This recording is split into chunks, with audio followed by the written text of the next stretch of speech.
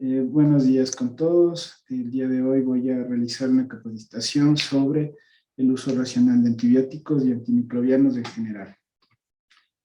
Un poco para traer a colación el panorama mundial, podemos decir que en el 2020 el SARS-CoV-2 fue causante de más de 500.000 muertes, lo cual ameritó una tensión política y social sin precedentes, como hemos sido testigos.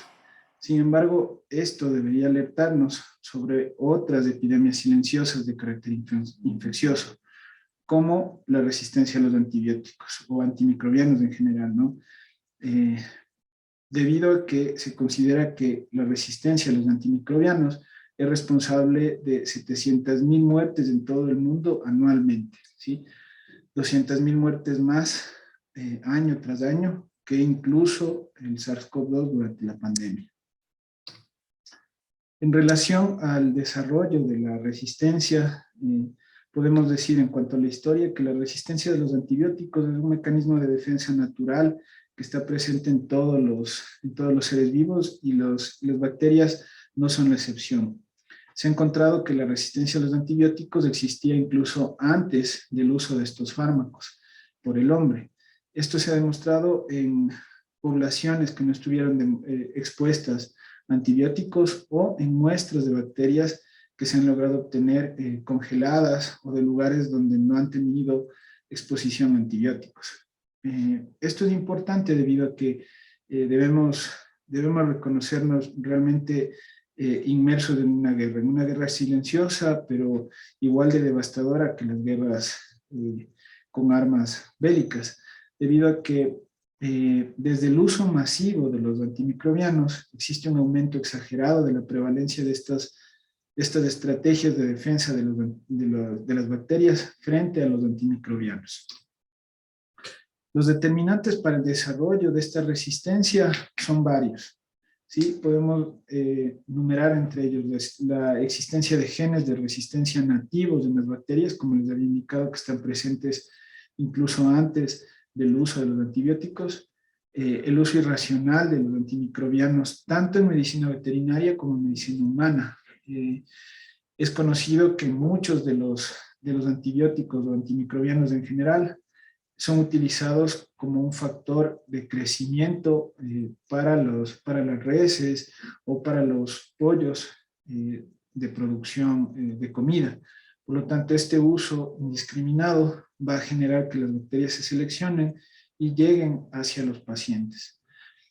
Por otro lado, y en esta misma línea, tenemos que las colonias de bacterias que están en el ambiente se han transformado en reservorios de genes de resistencia bacterianas que se han desarrollado en ambientes mucho más hostiles, como por ejemplo las unidades de cuidados intensivos, ¿no?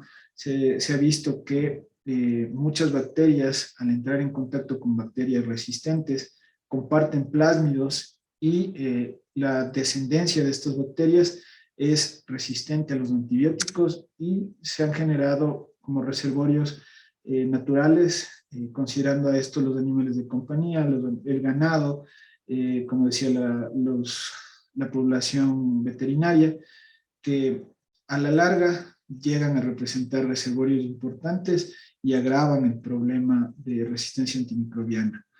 En este sentido también existen lugares de tratamiento de agua o lugares donde se vierten residuos infecciosos o líquidos que contienen bacterias multiresistentes.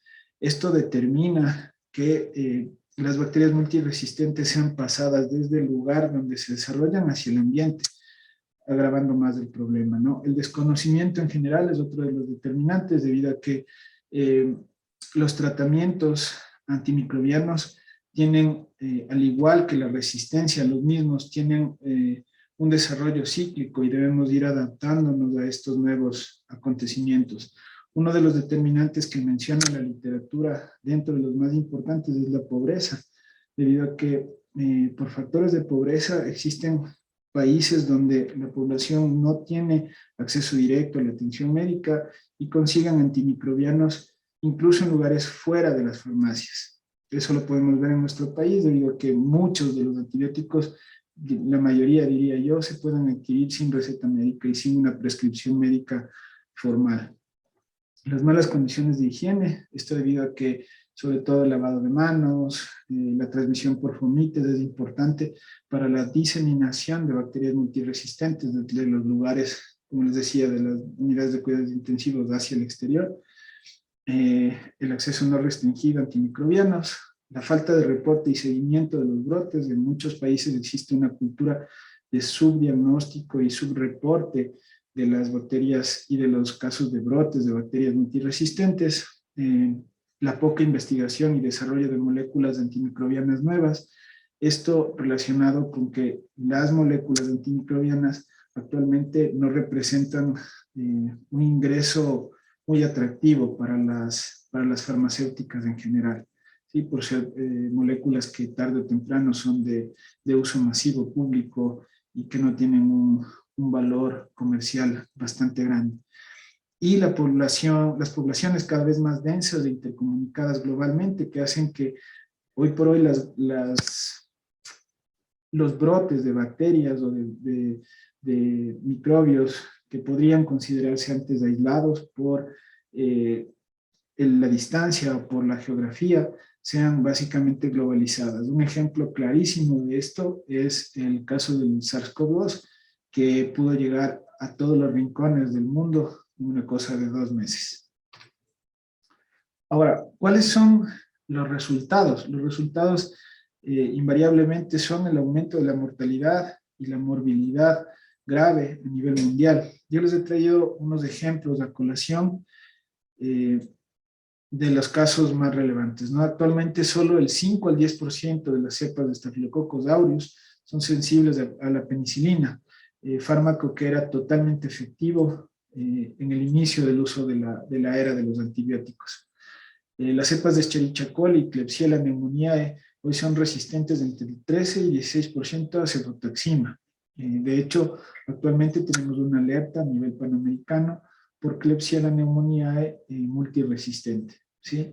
El 34% de las cepas de Escherichia coli hoy son resistentes a fluoroquinolonas. El aparecimiento de resistencias nuevas a fármacos que antes no se consideraban estos problemas, como la datomicina o el Inesolid, que eran parte del arsenal terapéutico de las últimas instancias en los pacientes infectados con bacterias multiresistentes. Esto va a llevar a que en algún momento tengamos bacterias a las cuales no podamos darles un tratamiento eficaz con los fármacos conocidos. Es así que la Organización Mundial de la Salud ha informado un aumento de un 650% de los casos de tuberculosis multiresistente en África, del 2005 al 2012. Debemos recordar que la tuberculosis es una enfermedad latente y muy, muy importante dentro de nuestro país.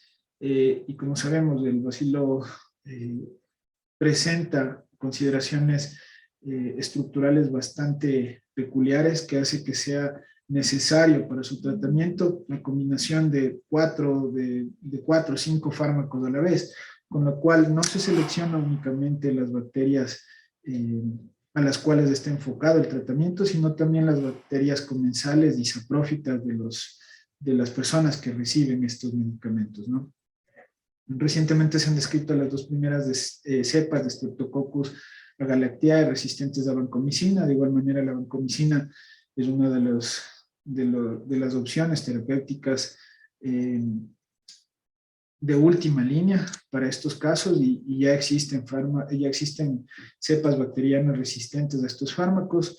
Y algo importante es que cada vez existen mayor cantidad de bacterias que tienen más de un mecanismo de resistencia para un mismo tipo de antimicrobiano, lo cual tarde o temprano va a dejar en jaque al sistema de salud, ¿sí? Se han descrito incluso cepas de Escherichia coli causantes de sepsis urinaria de evolución fatal que produciría 2 carbapenemasas, ¿sí? Una beta-lactamasa y una beta-lactamasa de espectro extendido. Con esto vemos que cada vez son más frecuentes las bacterias multiresistentes con un desarrollo de varias líneas de protección frente a los antibióticos, y esto se desarrolla gracias al uso indiscriminado de los mismos.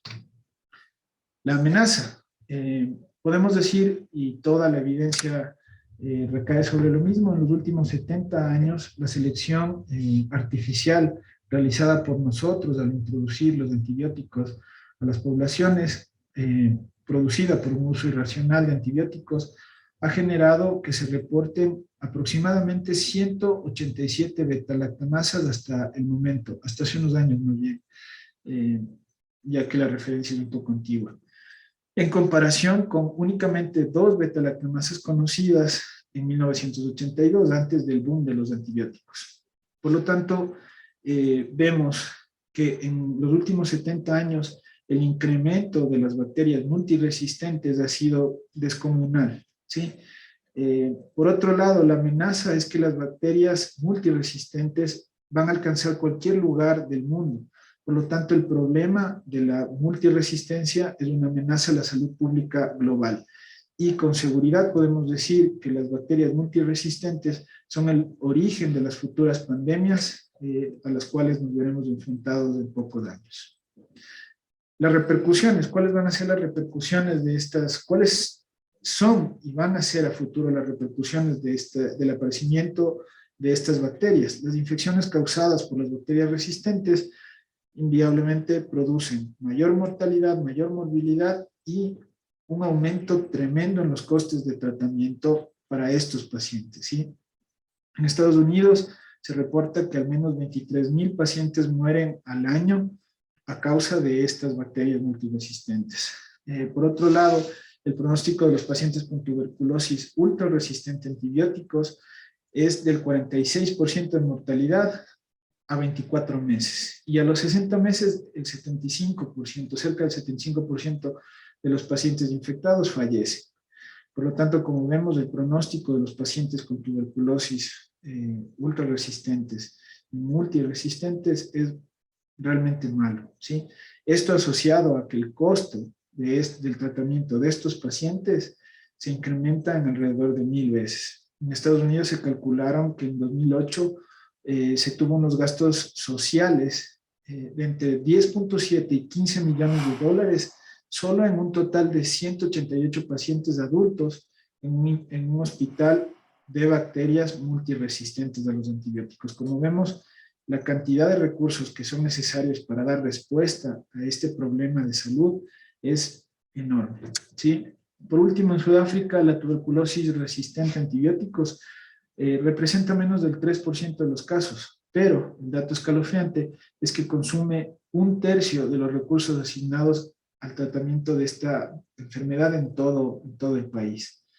Por lo tanto, como vemos, las repercusiones son amplias, son complejas de manejar y en un escenario de salud como el nuestro, limitado en recursos, limitado en una capacidad de respuesta adecuada, lo más probable es que tengamos repercusiones aún más graves.